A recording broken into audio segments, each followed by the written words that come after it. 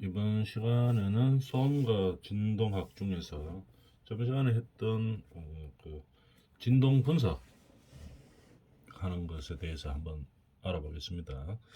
진동 분석은 너무 이 소음 진동 기사들이 하는 이 좀 전문적인 부분들이죠. 그래서 우리 안전 관리나 보건 관리 하는 사람들은 뭐 이거 그렇게 깊게 자세하게 알 필요는 없습니다. 그렇지만 이제 대충 어떻게 진동을 분석하고 진동기를 어떻게 교정하고 이 정도는 알고 있어야 되겠죠. 어떤 조건에서 한다 하는 거. 그다음에 이제 그런 거를 알고 안전 관리를 할 때 뭐 진동을 감소하는 계획에 대해서 이런 것들은 우리 안전 관리들이 해야 될 일들이겠죠. 그래서 뭐 간단하게 진동 분석하는 방법, 뭐 이런 것 교정하는 방법 이런 거에 대해서 이번 시간에 한번 알아보도록 하겠습니다. 자, 정적 측정기와 동적 측정기가 있죠. 정적 측정기는 측정치는 말 그대로 뭐 온도, 예를 들어서 요 있죠. 측정된 변수를 하나의 특성이나 값으로 나타낼 수 있는 것을 갖다가 나타내는 것을 정적 측정치라고 이야기합니다. DC 형식으로 하고 그 다음에 정적 측정치에는 뭐 어떻게 온도 그 다음에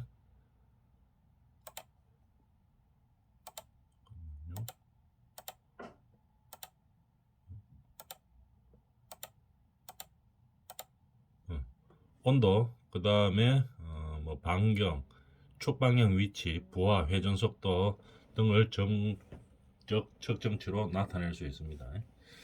그러면 정적 측정치에서 알아줘야 될 것은 측정된 변수를 하나의 특성이나 값으로 나타낼 수 있는 것을 정적 측정치라고 이야기하는 겁니다. 그 다음에 동적 측정치는 예를 들어서 뭐 이런 것들을 말한 거죠. 진동과 같은 거 이런 거 동적 신호죠. 이런 거는 온도 이런 개처럼 하나의 값으로 나타내는 게 아니고 진동 이런 것들은 움직임이 있는 거죠. 동적과 같은 진동과 같은 동적 신호를 AC를 DC로 변환하여 계측기나 막대 그래프로 나타낼 수 있는 겁니다. 나타내는 것을 동적 측정치라고 이야기한다. 꼭 알아주면 되겠죠. 그럼 정적하고 동적하고 차이를 알 수 있겠죠. 정적 측정치는 다르게 말하면은 하나의 특정한 값으로 나타낼 수 있는 거 이런 걸 말하는 겁니다. 예를 들면 온도 뭐 28도 이렇게 하나의 특성이나 값으로 나타낼 수 있죠. 회전 속도 뭐 얼마 이런 식으로 딱 나타낼 수 있습니다. 이런 거 갖다 정적 측정치로 말하는 할 수 있고 동적 측정치는 말 그대로 진동 이런 것들은 하나의 값으로 뭐 나타낼 수는 없죠. 이게 움직임이 있기 때문에 이런 걸 갖다 동적 측정치라고 이야기합니다. 그 다음에 보통 어떻게 나타내는가 하면은 시간을 수평축에 보통 뭐 이런 축이 두 개가 있죠. 이런 식으로 이래 있으면 어떻게 됩니까? 시간을 여기가 시간이 된다 이 말이죠. 시간을 수평축에 그다음 진폭을 수직축에 이렇게 나타낼 수 있다 이 말이죠. 보통 이렇게 나타낸다 이 말입니다.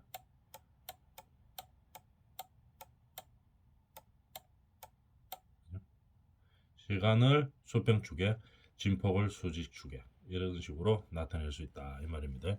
이게 진동 분석용 자료의 형식과 분류 이렇게 알아놔주면 되겠죠. 정적과 동적 측정치가 있고 정적은 뭐다 하는 거 정도만 알아놔주면 되겠죠. 온도, 뭐 속도 이런 것처럼 하나의 특성이나 값으로 나타낼 수 있는 것을 말하고 동적은 움직임을 나타내는 거니까 그렇게는 할 수는 없겠죠. 그래서 이렇게 나타내겠죠.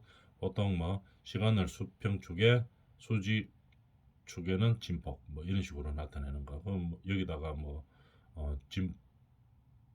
진동을 표시를 할 수 있겠죠. 뭐 이런 식으로 나오는 거. 이런 걸 갖다가 동적 측정기라고 이야기하는 거죠. 그 다음에 정상 상태에서의 자료의 형식과 분류 한번 봅시다. 경향 감시는 뭐라고 하는가 하면 경향 감시는 뭐냐 하면은 사소한 변화라도 감지하는 데 효과적인 방법을 경향 감시라고 이야기합니다. 그러면 사소한 변화도 감지해낼 수 있다 이 말이겠죠.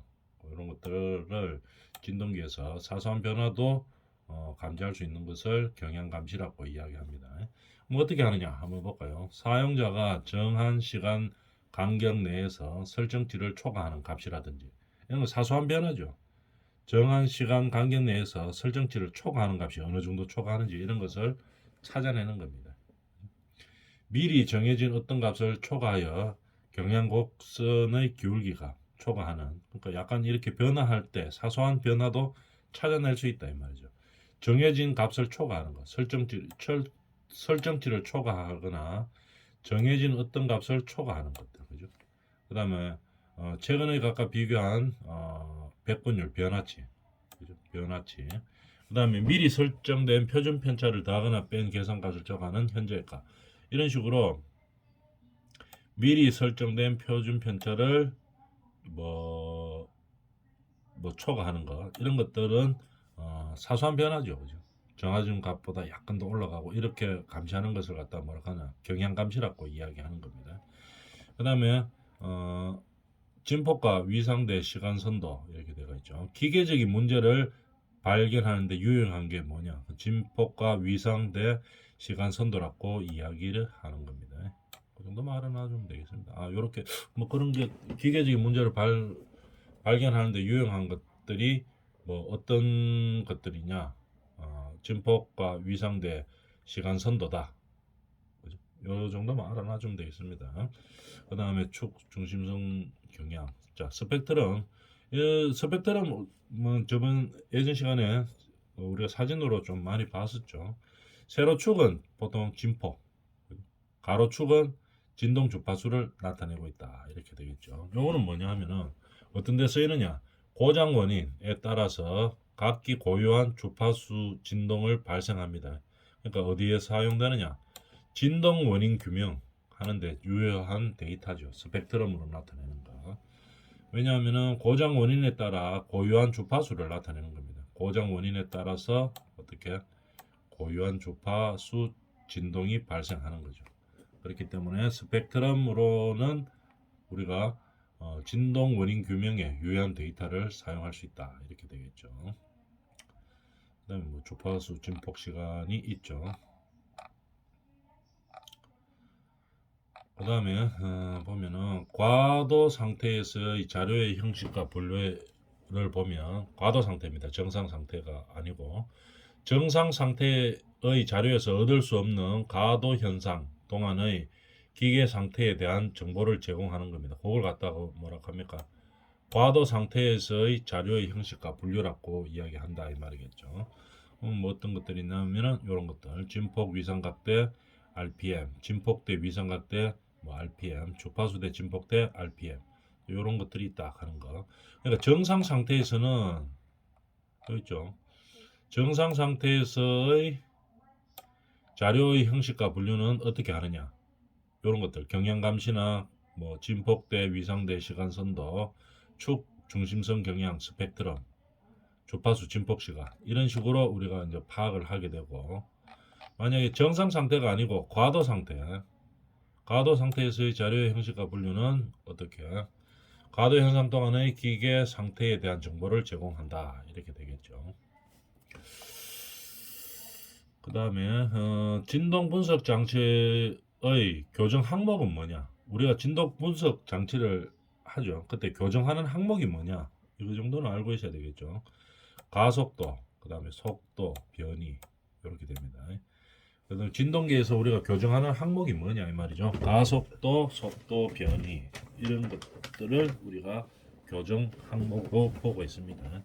그럼 교정의 범위는 얼마냐? 10Hz에서 1kHz를 교정의 범위로 합니다. 진동기에서는.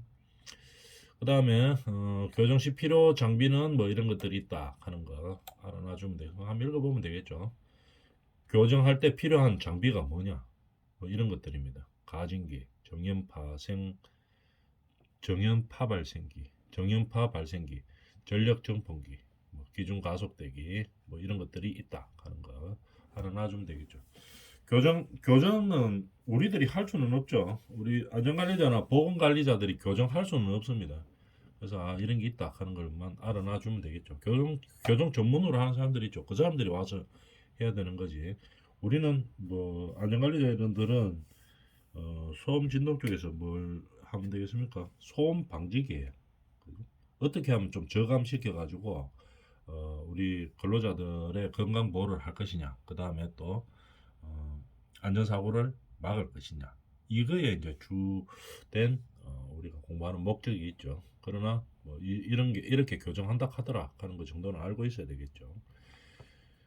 그래야지 이 진동기가 뭐 똑바로 교정됐는지 안 됐는지 그 정도는 알고 있어야 되겠죠. 그러면 교정하는 조건이 뭐냐? 측정실의 온도는 23도 플러스 마이너스 3도 요 정도 돼야 됩니다. 23 플러스 마이너스 3도. 그 다음에 상대 습도는 한 최대 75%요 정도 돼야지 교정 조건이라고 볼 수가 있습니다. 그 다음에 진동 측정 결과의 적합성. 진동 측정을 할 때 결과가 나오죠.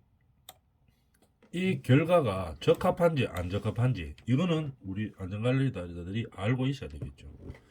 그죠? 그럼 진동을 측정을 했습니다. 그럼 이 근로 현장에서 진동을 측정을 했어요. 그럼 이 결과가 적합한지 안 한지 이거는 알고 있어야 되는 거죠. 규정된 요건을 만족하고 있음을 입증해 줘야 됩니다. 규정된 요건. 우리가 진동이건 소음이건 간에 규정된 요건이 있죠. 그거를 만족하고 있는지 그거를 판단하는 게 입증하는 게 적합성을 검토하는 거죠. 적합성의 검토 항목에서는 뭐가 있나 한번 봅시다. 진동계의 성능. 그죠? 진동계가 어떤 성능을 가지고 있는지 그러니까 규격에 맞는 성능을 가지고 있는지 이거를 판단을 해봐야 되겠죠. 이 진동계가 우리가 근로 현장에서 사용하는 진동계가 국제 규격에 맞는다든지 이런 규격에 맞는지를 파악을 해야 되겠습니다. 그 다음에 측정 지점 이거 중요하죠. 측정 지점 왜? 이 진동이 많이 감쇄되는 그 위치에서 측정해 가지고는 안 되죠. 그래서 뭐 스트로폴 위에 얹어 놓고 측정한다든지 이런 거를 하면 안 됩니다. 그죠? 측정 지점이 적합한지를 검토해야 되겠죠. 그 다음에 진동 발생 기계의 가동 상태 이것도 마찬가지겠죠. 이렇게 적합한지를 항목으로 볼 수 있습니다. 그다음 측정 시간대 이것도 중요하죠. 측정 시간대 밤 늦게 야간에 측정하는 거하고 낮에 측정하는 거하고 이 같은 진동이 있더라도 다르죠. 이 밤에 다 잠자고 있는데 이게 주택지 근처인데 밤에 잠자고 있을 때 낮에하고 똑같은 진동이라도 이거는 문제가 있는 거죠. 이렇게 적합성을 검토해 줘야 되겠습니다. 그 다음에 측정 지점수 몇 곳에서 하는지 이게 뭐 어떤 대표값이 있어야 되겠죠. 한 곳에서만 딸랑딱 해가지고 이렇게 안 되는 거죠. 측정 지정수 이런 것도 필요합니다. 그 다음에 주파수 진동원의 주파수 분석 당연히 필요하겠죠. 진동원의 주파수 분석. 그 다음에 적용된 측정 진동 발생 시간율. 적용된 측정 진동 발생 시간율 이런 것도 아주 중요하겠죠. 시간율. 그래서 이렇게 적용되어 있는 항목들이 적합한지를 우리는 판단해야 되겠습니다. 그래서 진동 측정을 할 때는 이런 항목들이 적합한지를 우리가 판단을 해줘야 되겠죠. 그 다음에 진동 분석 프로그램을 보면 우리가 뭐 진동을 분석하는 프로그램에 일반적으로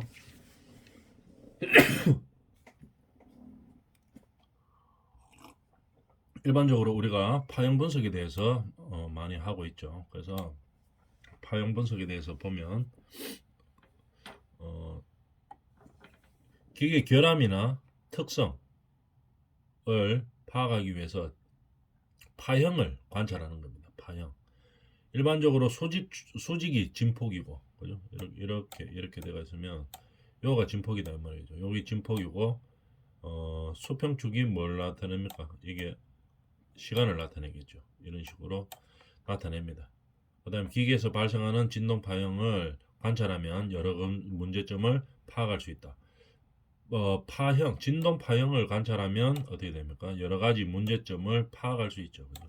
파형을 보고 많이 판단합니다. 그래서 진동 분석 프로그램에 파형 분석을 우리가 많이 활용하죠. 그림으로 한번 볼까요? 뭐 이런 식의 그림이 되죠. 요 내용입니다. 요 내용. 요 보면은 세로축, 가로축 이렇게 있죠. 수평축, 수직축 이렇게 볼까요? 수평축이 그죠?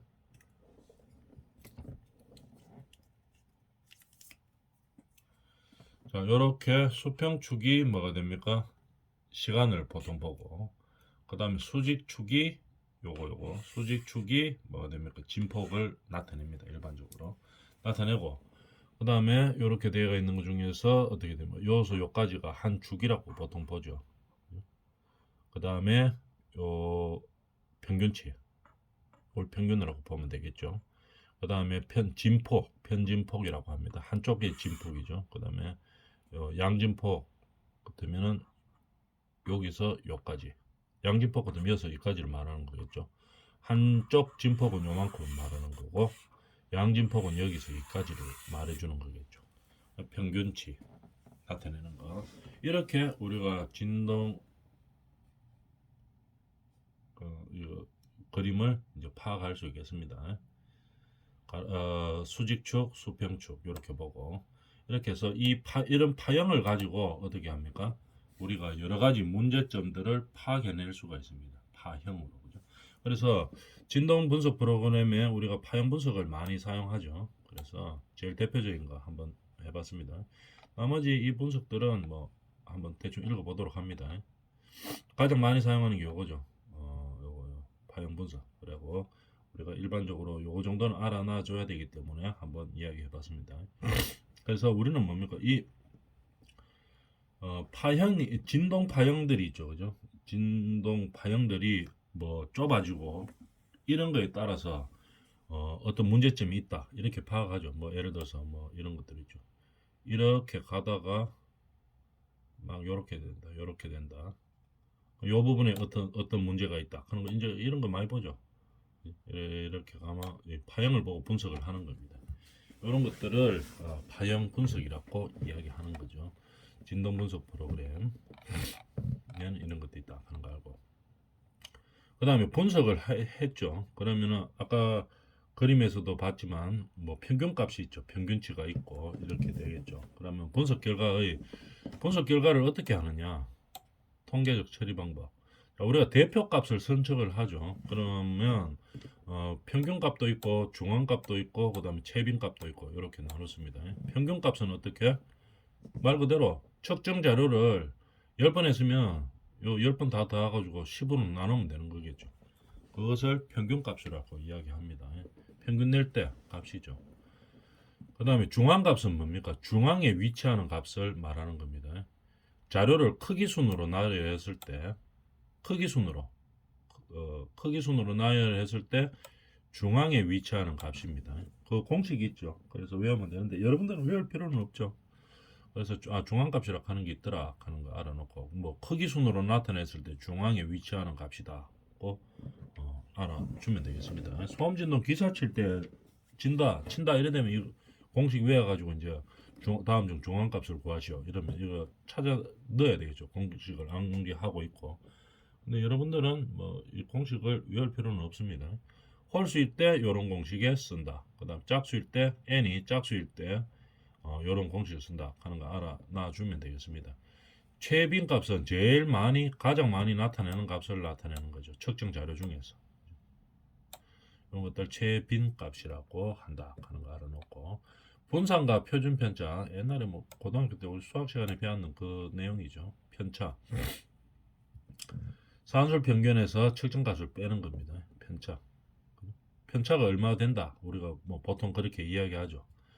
평균값이 이렇게 측정 요소 요까지, 그러면 요게 이제 편차를 나타내는 거죠. 산술 평균값에서 뭡니까?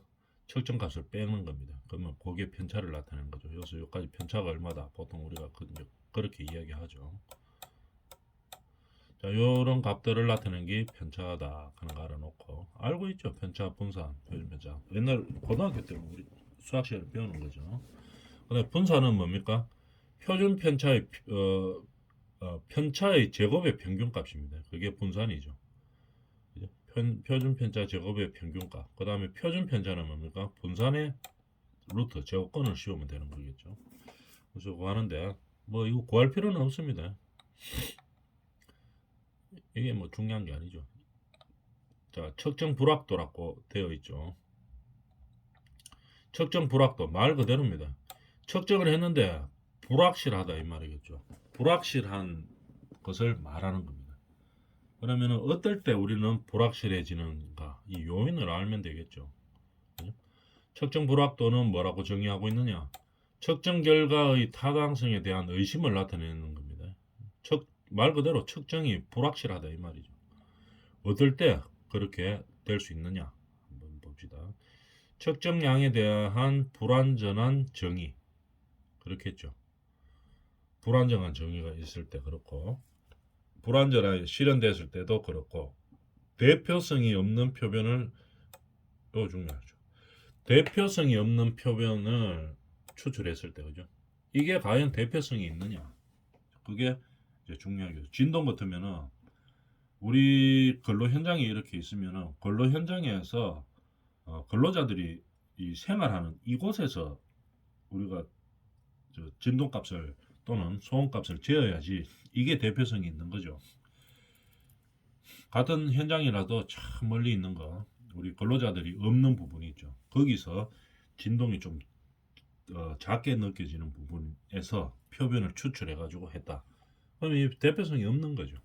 이런 식으로 측정이 불확도다 하는 것은 대표성이 없는 표변을 추출하면은 이거 측정이 타당성이 있다고 이야기하지 않아죠. 대표성이 있는 곳에서 해야 되는 겁니다.